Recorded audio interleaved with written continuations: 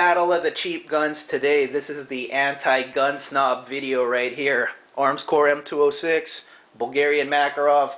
Both guns cost me $250 out the door. If you look at the shotgun use, there you go, Bulgarian Makarov right there, $229. And Armscor M206, $189. It says FFL only. I wouldn't pay more than $250 for this gun out the door. These come brand new guns.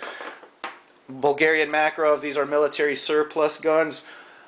I think these are going to go up in value. I had no idea these are in Call of Duty. I'm not a Call of Duty fan, but you know, Call of Duty is like the most popular video game right now. So these are probably going to go up in value. If you look at Guns America or Gun Broker, you could still find these for $250 or less. If you could find it for under $300, pick one up. I think that $250, around that range, I think that's the sweet spot. You know, some people are living in the real world. You got college students, you got people with part-time jobs, you have people on fixed incomes, you know, retired people on fixed incomes, and I think $250 is very realistic to buy a gun. You know, I think it's a shame that gun snobs make you feel like you need an Ed Brown or a Kimber or a Sig or even a Glock. You know, $500 for a Glock, that's a lot of money for some people. So these two guns, honest to goodness guns, they're not compromised, they're not pot metal, they're not zinc. 2,000 rounds through this gun, 1,200 rounds through this gun. Both have been flawless. So let's go ahead, put these two guns up against each other. Okay, ammo prices and ammo availability.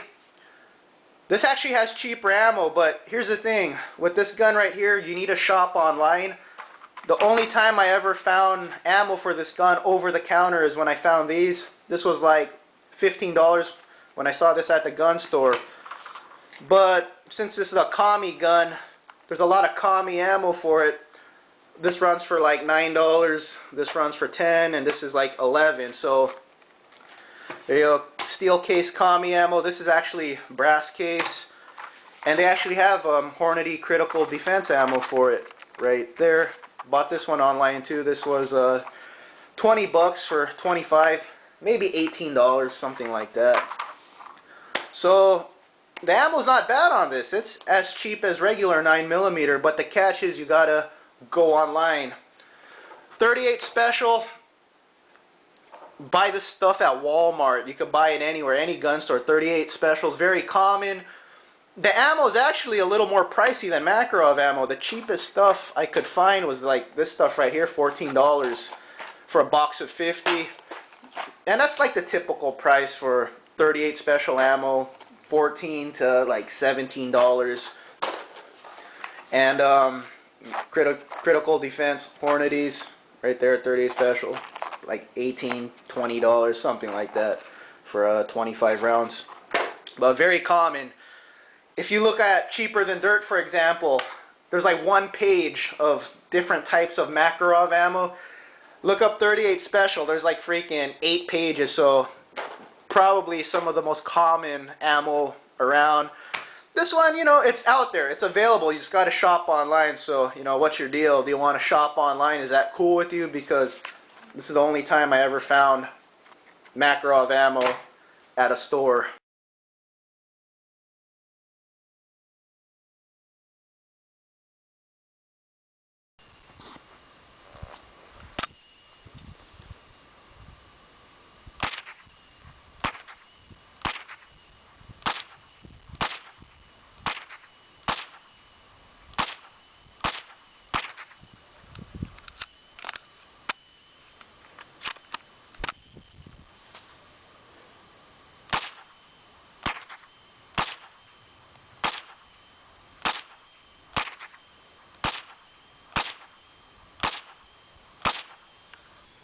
Alright, like I said, easy target for this kind of gun right here.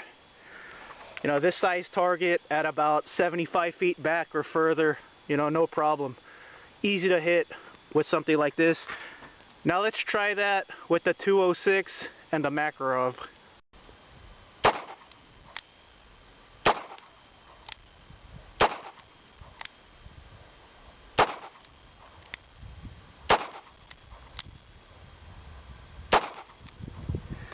Shit, I don't think I even got one.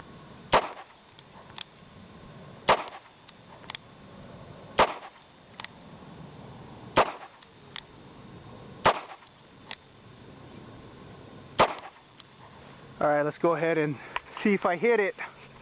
Okay, out of 12 shots, I got 2. It's something.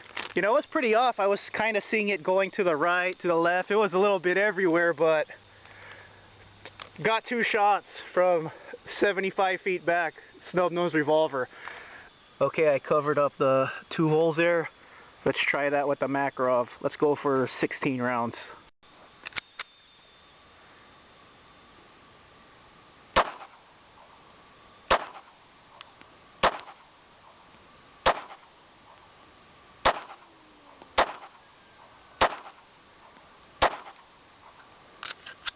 Alright, that's 8. Let's go for 8 more.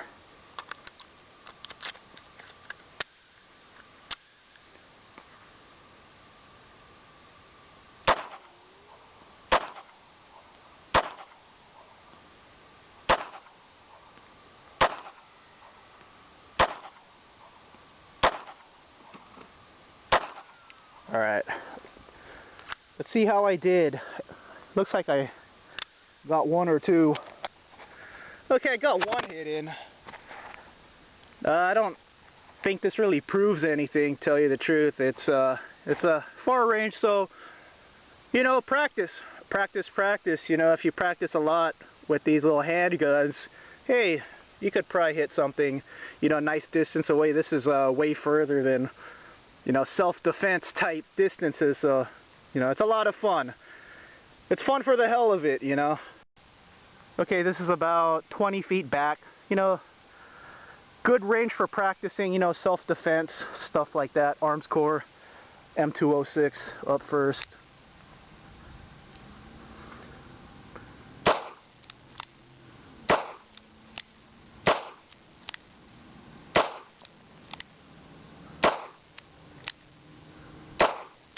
There you go.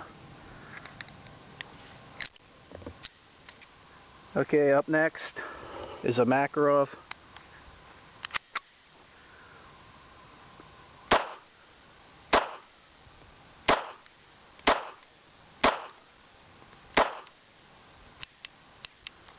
There you go, Makarov. Shit, did I only put 6 in there? Okay, accuracy. I'm gonna give accuracy to this gun right here. I don't know if you could see it in the video, but when I was shooting at that 75-foot target, I was pretty much in the area. I was close with every shot. This gun right here, when I was off, I was way off, like 2 feet off.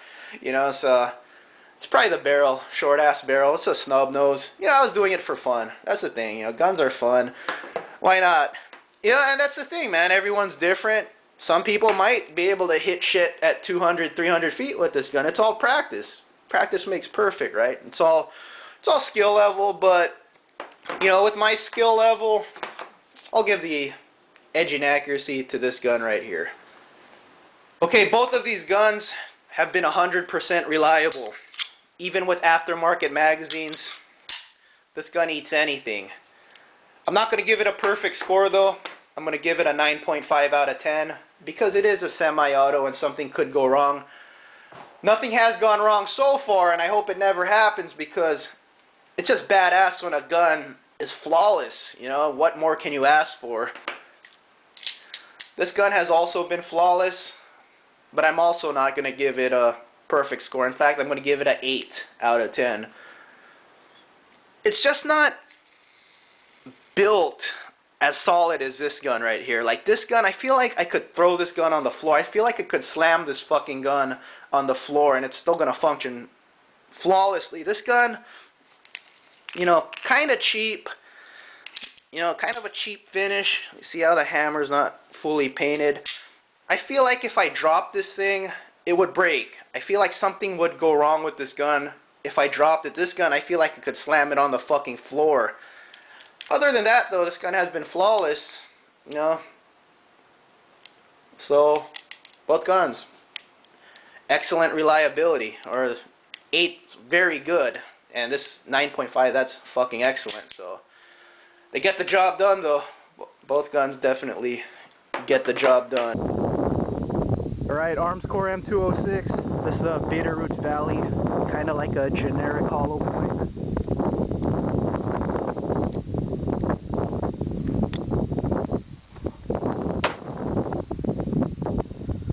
Hornady critical defense right here.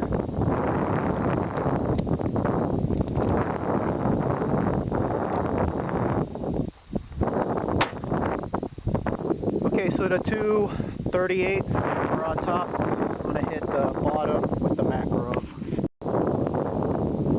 Okay, this is like a generic silver bear hollow point right here, Makarov.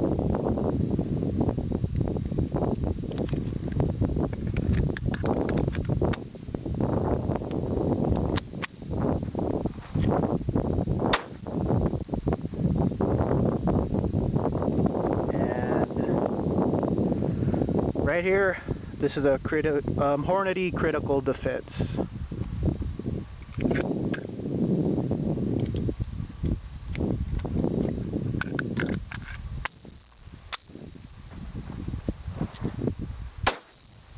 Okay, let's go ahead and take those rounds off. Those phone books are soaked, so hopefully we get some kind of expansion out of those.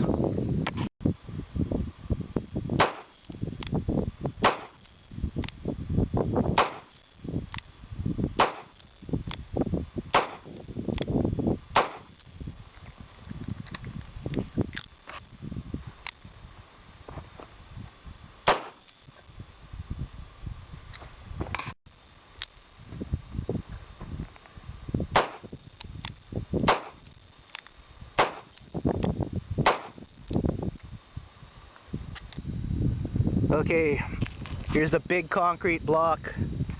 Not too much damage. Here's the skinny concrete block. Just a little damage too. So 6 rounds won't really break the thing.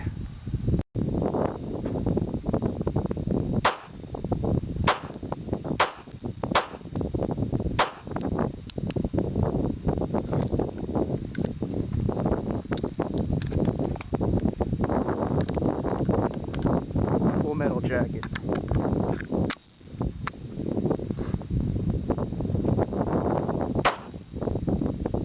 Son of a bitch.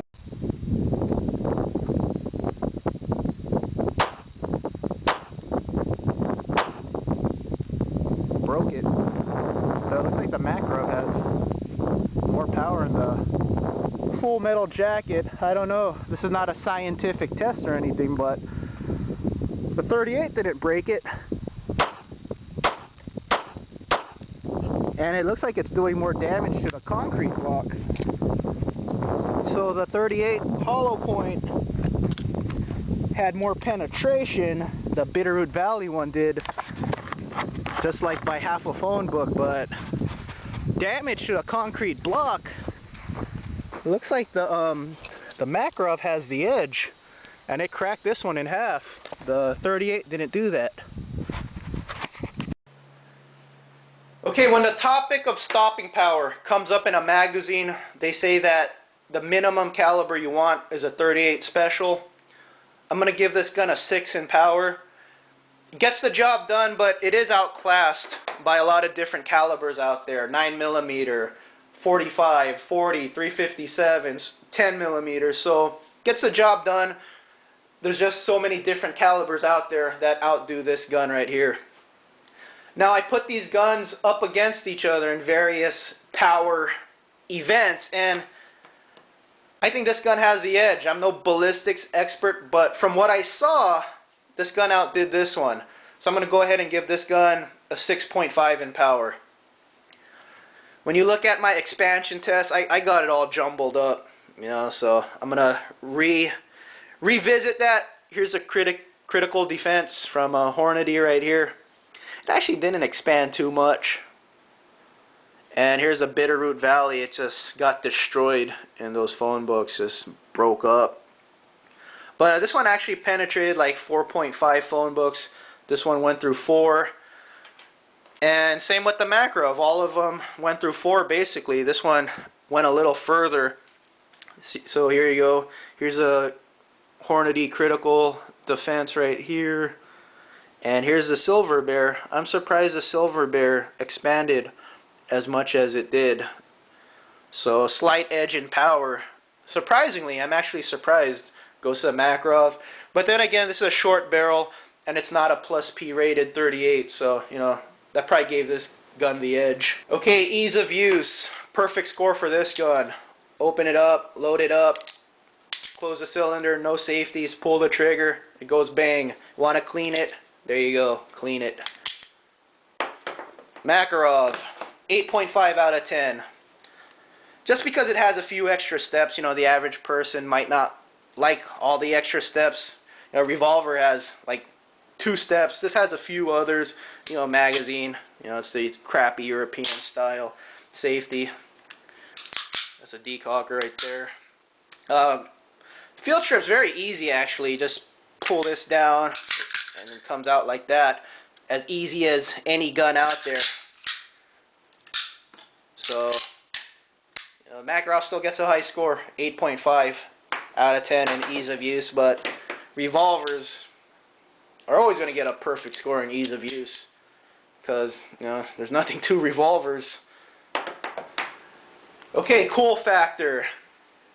Everyone has a different definition of what cool is. Like, let's say Call of Duty, what the fuck game is this in? Call of Duty Black Ops, I believe it's in. If Call of Duty Black Ops is your favorite game ever, this gun is probably a 10 to you in cool factor. For me, this gun's a 7.5 out of 10 in cool factor.